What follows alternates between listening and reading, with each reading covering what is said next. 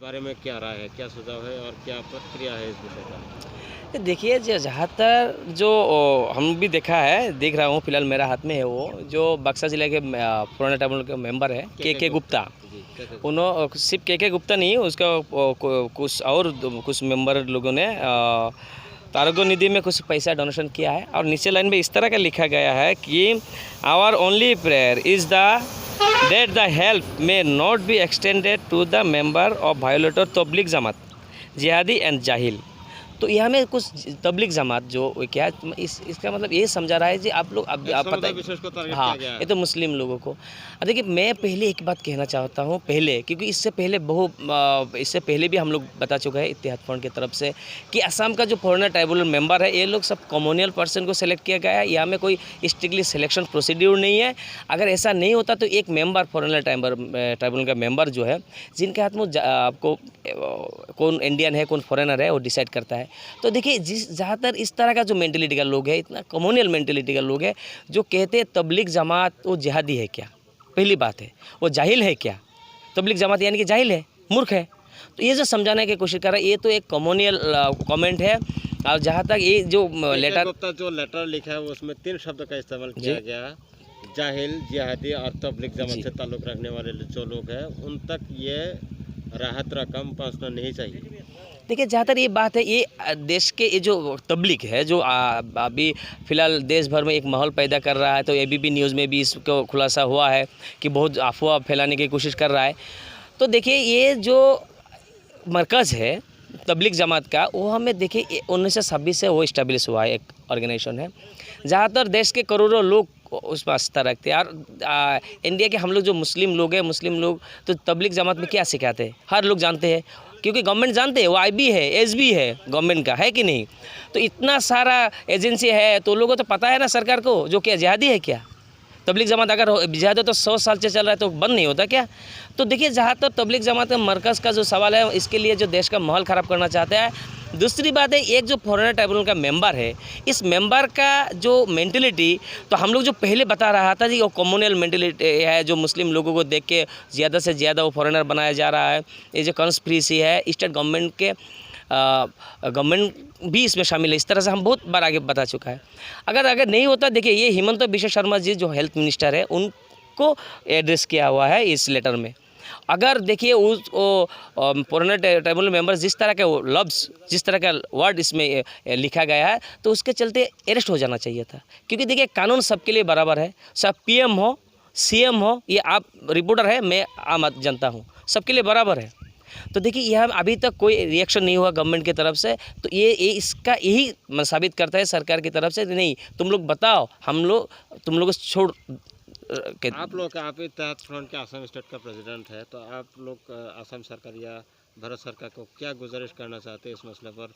जैसे कि foreigner tribunal के एक मेंबर ने इस तरह के एक घटिया शब्द का इस्तेमाल किया एक समुदाय विशेष को टारगेट करके इस तरह से एक कम्युनल राइट्स को बढ़ावा देने वाली बात एक कही है। तो इस पर आप लोगों का क्या राय है और सरकार को क्या कहना चाहेंगे आप? देखिए हम लोग का राय मतलब हम लोग का एक डिमांड है असम सरकार को क्योंकि ये ढूंढने का ज़रूरत नहीं है किसी एविडेंस का ज़रूरत नहीं है। जो लेटर है लेटर सीधा किसको दिया यहाँ का हेल्थ फाइनेंस जो मिनिस्टर है हिमंता बिश्व शर्मा जी को एड्रेस के उनको भेजा गया है। तो हम लोग का डिमांड है कि उनको तुरंत पहले अरेस्ट करना चाहिए उसको ताकि इस तरह का जो लफ्ज़ कोई आदमी यूज़ ना कर सके। क्योंकि मेरा दूसरा सवाल इसी से ताल्लुक़ रखने वाले एक ज़रूरी सवाल है। कुछ दिन पहले खरबेटिया के कंवरपुरा गांव में काफ़ी सारे लोग महाराष्ट्र से आए थे जो तबलीग जमात से ताल्लुक़ रखते हैं। हालांकि वो लोग निज़ामुद्दीन होकर के यहाँ नहीं आए हैं। फरवरी महीने की 13 तारीख से वो लोग महाराष्ट्र से निकले हैं। तो इस तरह से एक सवाल है और एक माहौल भी बनाया गया है असम में खासतौर से दरंग ज़िले में कि ये मुल्ला जो है जो तबलीग जमात से ताल्लुक़ रखने वाले लोग हैं वो निज़ामुद्दीन होकर के आए हैं। इस तरह से षड्यंत्र किया गया एक अफवाह फैलाया गया जिसके बाद असम के ज़्यादातर सब्ज़ी उत्पन्न करने वाले जो दरंग ज़िले की दलगांव असेंबली है इस असेंबली के अंतर्गत जितने सारे किसान हैं ये अब तक सब्ज़ी बिकने में असफल हो रहे हैं। कहीं भी असम के कहीं भी ले जा रहे हों उस सब्ज़ी को ज़्यादातर लोग खरीद नहीं रहे हैं, उसको वापस भेज रहा है कि आप लोगों की सब्ज़ी में कोरोना वायरस है तो हम इसको खरीद नहीं सकेंगे। इस तरह का एक माहौल बना हुआ है जिसके चलते सब्जियाँ फसलें खेत में नष्ट हो रहा है। इस पर आपका प्रतिक्रिया क्या है? देखिए, जहाँ तक जो दरंगा कमारपाड़ा का सवाल है, तो पहले अगर आप बुरा ना माने, क्योंकि आप भी एक रिपोर्टर है, तो यहाँ में जो माहौल क्रिएट किया हुआ है ये कुछ असम के कुछ टीवी चैनलों ने किया हुआ है। क्योंकि देखिए, हम लोग पहले जो 5 तारीख को एक न्यूज़ पब्लिश हुआ था कि वहाँ का लोग मरकज़ से जुड़े हुए हैं, वहाँ का लोग छुपे हुए थे, वहाँ का लोगों को अरेस्ट किया है, इस तरह का जो न्यूज़ पब्लिश हुआ था। असम के कुछ जाने माने चैनल है, जो न्यूज़ लाइव जैसा चैनल है, प्रतिदिन DOI, तो टाइम एट जैसा वेब पोर्टल बहुत फेमस वेब पोर्टल है, तो इस तरह का कुछ न्यूज़ से पब्लिश हुआ था। तो देखिए, वहाँ में जो रिपोर्टर गया था, वहाँ पे जो इन्वेस्टिगेशन पे गया था, तो इन्वेस्टिगेशन बोलने से तो क्या है कि ये वहाँ में सर्किल इंस्पेक्टर गया था। तो सर्किल इंस्पेक्टर ने वो कमेंट में हम लोग जो देखा उसमें भी बताया था कि ये लोग मरकज़ से जुड़े हुए नहीं है, ये लोग महाराष्ट्र से आए हुए हैं, पहली बात है। उसके बावजूद हम लोग जब दूसरे दिन गया 6 तारीख को जाके वहाँ में हम पूछताछ किया कि भाई आप लोग आए तो छुपे थे क्यों, तो उन लोगों ने तब बताया नहीं, हम लोग तो छुपे नहीं थे। उन लोगों ने बताया क्योंकि ये SB जो है असम SB ब्रांच में भी बताया था। SB ब्रांच का जो असिस्टेंट सब इंस्पेक्टर जी को बताया, उन्होंने तुरंत SB ब्रांच का DSP किशोर नाथ जी को भी बताया। उसके बाद IB इंटेलिजेंस ब्यूरो में भी बताया उन लोगों ने, जमात के लोगों ने। दूसरी बात है, वो गांव का जो VTB है, वो VTB ने लोकल पुलिस स्टेशन में भी बताया वहाँ का ऑफिसर एक को। तो इस सब बताने के बाद उस दिन जो गया था पुलिस सर्किल इंस्पेक्टर जी ने, वो जाके उन लोगों को बताया कि आप लोग जिस तरह से है तो सोशल डिस्टेंसिंग मेंटेन करके रहते रहिए। अगर हमने भी वहाँ गया था कि वहाँ जाकर हमने देखा कि सोशल डिस्टेंसिंग मेंटेन करके उन लोगों ने 3 कमरे में अलग अलग से वो लोग सोशल डिस्टेंस मेंटेन करके उन लोगों ने रहा। हालांकि सवाल दूसरा है जी, क्या ऐसा है षड्यंत्र के तहत इसके चलते एक माहौल बनाया जा रहा है, एक नैरेटिव पैदा किया जा रहा है कि मुसलमानों ने कोरोना वायरस को इंडिया में लाया है और इसे स्प्रेड कर रहा है, इस तरह का एक माहौल बनाया जा रहा है। तो आपका राय क्या है? असम में जो हालत देखे हैं, ज़्यादातर लोगों का जो कोरोना पॉजिटिव पाए गए उनमें से ज़्यादातर लोग निज़ामुद्दीन से ताल्लुक़ रखने वाले लोग हैं, ये हेल्थ डिपार्टमेंट का कहना है। तो भारत में आप एक स्टेट प्रेसिडेंट है, आप ज़्यादातर समय न्यूज़पेपर और टीवी चैनल देखते होंगे। तो भारत में जो कोरोना वायरस आया है, इसका जो खतरनाक एक सिचुएशन पैदा की हुई है, तो क्या सुझाव है, क्या राय है आपका इस विषय पर कि ऐसा जो माहौल बनाया जा रहा है कि कोरोना वायरस को मुसलमानों ने इंडिया में लाया और असम में लाया है, इस तरह का एक माहौल बनाया जा रहा है?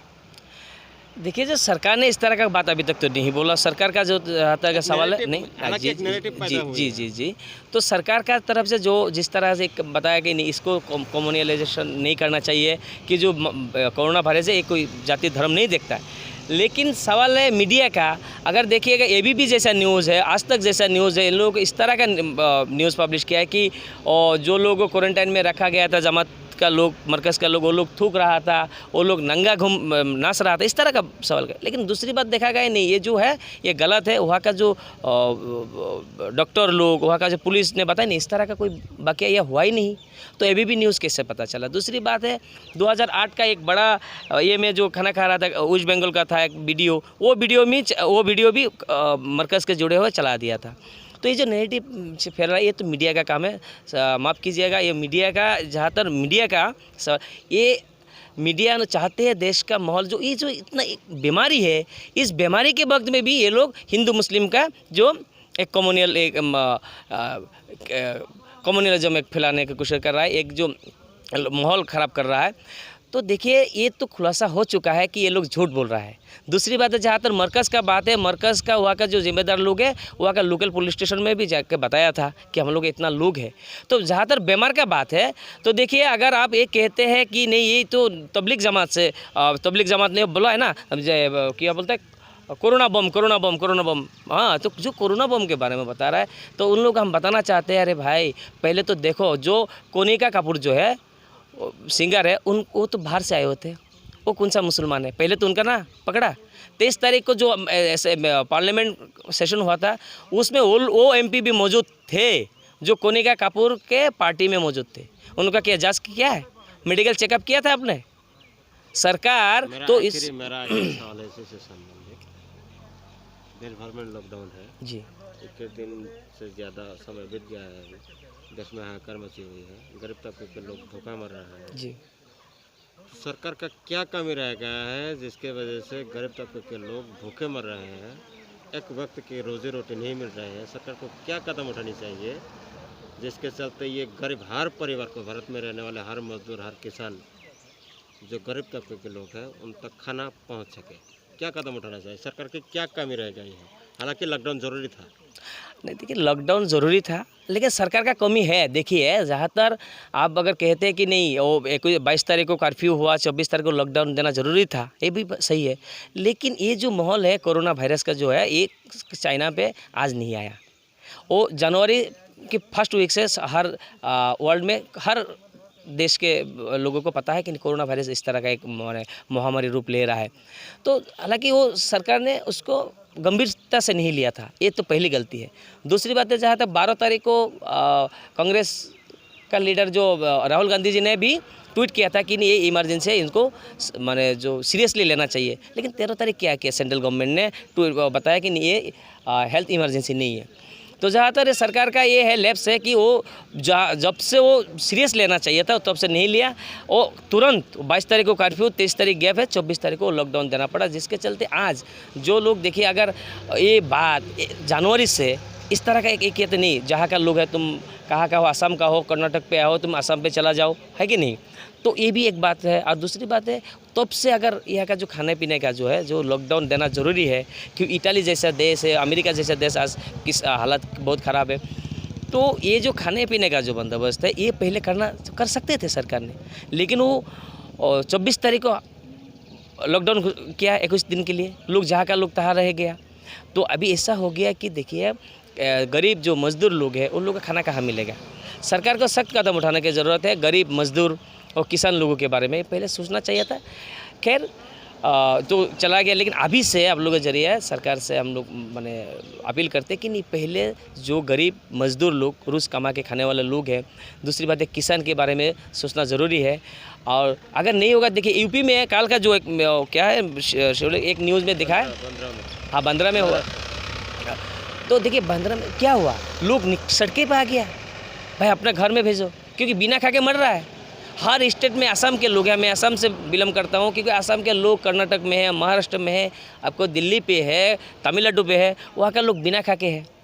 मेरा सवाल ये है कि सरकार का क्या कमी है और क्या करना चाहिए ताकि हर गरीब के पेट में एक वक्त की रोटी भी जा सके? देखिए सरकार का कमी, सरकार अगर चाहे, क्या सुझाव क्या है आपका? ना सुझाव है, देखिए पहली बात है, सरकार जिस तरह से आपको हेल्थ सेक्टर में काम कर रहा है, उसी तरह से गरीब लोगों के जो फूड और दूसरी बात असम का जो है, असम के बारे में हम बोलेंगे ज़्यादातर सेंट्रल गवर्नमेंट। असम का सरकार का जो है फूड मिनिस्टर जी, जो food civil and food supply consumer affairs का जो मिनिस्टर है फनी भूषण जी, उनका जो एक्टिविटीज़ उतना ये नहीं है। अगर जिस तरह से हिमंत बिश्व शर्मा जी ने हेल्थ डिपार्टमेंट में जिस तरह से काम कर रहा है, अगर उसी तरह से एक्टिवली फूड डिपार्टमेंट भी अगर उन्होंने एक्टिवली आता तो मुझे लगता है कि असम के लोग बिना खा के रहना नहीं पड़ता।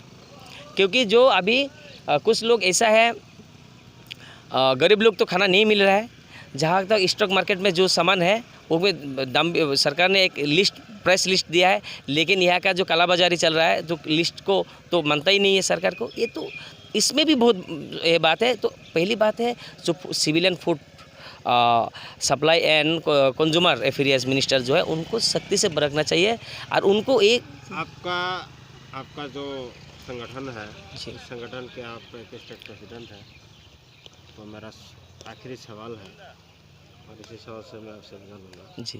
सवाल ये है कि क्या काफ़ी सारे लोग हैं, आमसू हैं, निशा है जी और इताद फ्रंट संगम समिति है वगैरह वगैरह, काफ़ी संगठन के मुरब्बी से हमने बातचीत की। उन लोगों का डिमांड है कि सरकार घर घर तक खाना पहुंचाने का इंतज़ाम करे, ताकि सड़कों पर हम कहीं जगह पर देखा है खाना ढूंढ कर लोग सड़कों पर आ रहे हैं, दुकान पर बेवजह भीड़ इकट्ठे कर रहे हैं। किसी तरह की लॉकडाउन वायलेशन ना हो, इसके लिए बहुत सारे संगठन ने अब तक की डिमांड की है कि सरकार घर घर तक खाना और ज़रूरी सामान पहुंचाए। आप लोगों का स्टैंड क्या है? देखिए, ये तो हम लोग पहले भी बताए कि होम डिलीवरी का होना चाहिए, क्योंकि अगर देखिए लॉकडाउन को अगर पूरी तरह से सफल करना है तो लोगों का जो ज़रूरी सामान है, खाना पीने का जो सामान है, तो ये घर में अगर door to door home delivery का व्यवस्था करे तो सफल होगा। और दूसरी बात है, अगर होम डिलीवरी का व्यवस्था सरकार ने करने से यह का जो रेट का बात है, जहाँ तक यह कालाबाजारी जो चल रहा है, 5 रुपये का सामान 10 रुपये चल रहा है, 10 रुपये का सामान 12-14 रुपये है, तो इस तरह का एक जो कालाबाजारी नहीं बंद होगा। दूसरी बात है, यह का लोग बिना खा के नहीं रहना पड़ेगा। और तीसरी बात है, अभी जो सरकार ने जिस तरह का जो ये हमें हेल्प कर रहा है, जो खाने पीने में कुछ लोगों को 1000 रुपया और रेशन चावल दे रहा है, लेकिन इतना सफिशिएंट नहीं है। और दूसरी बात है, ये जो 1000 रुपये में भी हमें घोटाला चल रहा है, तो यह हमें जो होना अभी जो है, तो इसीलिए क्या करना चाहिए, सरकार डायरेक्ट यह हमें हर नागरिक को बराबर ट्रीट करना चाहिए। यह में अगर देखिए यह में इस तरह से ट्रीट हो रहा है, कोई माने पॉलिटिकल ये में कोई एजीपी, बीजेपी, कांग्रेस, यूडीएफ इस तरह से ट्रीट नहीं होना चाहिए। इसका जो सिचुएशन है, इसको निपटने के लिए हम लोग इक्वली ट्रीट करना पड़ेगा हर लोगों को। अगर इक्वली ट्रीट करना हो तो होम डिलीवरी करना ज़रूरी है, तो सरकार होम डिलीवरी का जो सुविधा व्यवस्था करना चाहिए।